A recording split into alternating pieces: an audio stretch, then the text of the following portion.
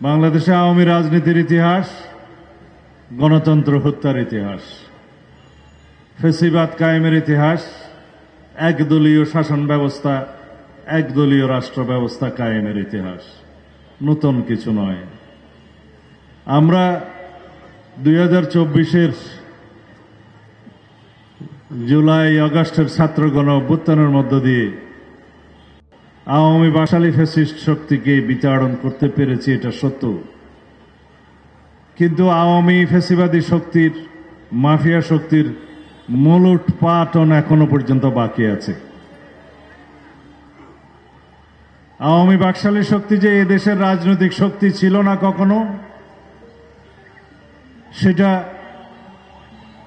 প্রমাণিত হয়েছে তাদের ভারতে আশ্রয় নেওয়ার মধ্য দিয়ে, এবং ভারতে আশ্রিত থাকে তাদের সহায়তায় বাংলাদেশের গণতন্ত্রকে অস্থিতিশীল করার যে প্রবণতা পায় তারা ষড়যন্ত্র করে যাচ্ছে তার মধ্য দিয়ে। এদেশের রাজনৈতিক দল ছিল না আওয়ামী লীগ কখনো। আওয়ামী লীগ কখনো গণতান্ত্রিক দলও ছিল না। একটি মাফিয়া ফ্যাসিস্ট শক্তি ছিল গণতন্ত্রের মুখোশে আলকেল্লা পড়ে। সাংবিধানিকভাবে শেখ মুজিবুর রহমান সংসদে দাঁড়িয়ে চতুর্থ সংশোধনের পরে নিজেকে রাষ্ট্রপতি ঘোষণা করলেন, ওখানেই শপথ নিলেন। তৎকালীন রাষ্ট্রপতিকে, তৎকালীন মোহাম্মদুল্লাহ সম্ভবত তাকে রিজাইন করতে বললেন। বলা হলো তোমাকেও দেখা হবে। পরে একটা স্টেট মিনিস্টার ভূমিহীনা বানিয়েছিল। এটা রাজনীতি আওয়ামী লীগের বাংলাদেশের ইতিহাসে বিদ্রোহিত। সেই বাকশালের সংশোধনীতেও লেখা ছিল যে রাষ্ট্রপতি ভোটের মাধ্যমে নির্বাচিত হবে, কিন্তু সেই আইন 13 মিনিটে গৃহীত হওয়ার পর ভোট ছাড়াই তিনি নিজে শপথ নিয়ে নিলেন রাষ্ট্রপতি হিসাবে।